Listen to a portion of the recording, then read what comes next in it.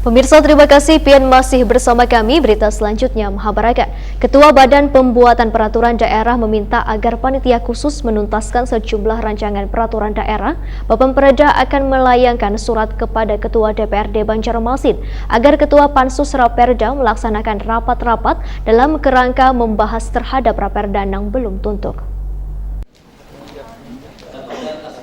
Ketua Badan Pembuatan Peraturan Daerah Arufah Arif Wehetakuni Prima TV Baisukan Kamis 10 September 2020 meminta agar panitia khusus menuntaskan pembahasan sejumlah rancangan peraturan daerah baik yang disampaikan pihak eksekutif maupun usulan inisiatif Dewan. Bapemperda pun akan melayangkan surat kepada Ketua DPRD Banjarmasin untuk meminta agar Ketua Pansus Raperda melaksanakan rapat-rapat dalam kerangka membahas terhadap Raperda yang belum tuntung.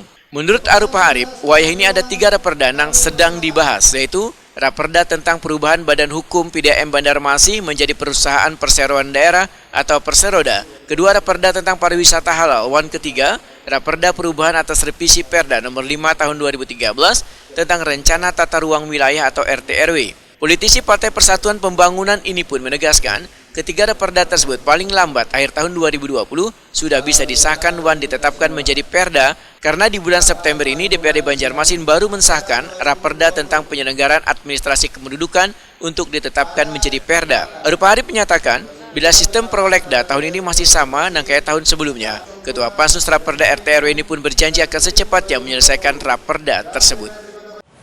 Jadi Pansus RT/RW setelah pembentukan Pansus beberapa hari kemarin, kita alhamdulillah diberikan amanah sebagai Ketua RT/RW dan karena ini urgent ya, jadi urgent, maka kita akan menyiapkan segala sesuatunya untuk bagaimana RT/RW ini bisa sesegera mungkin sesuai dengan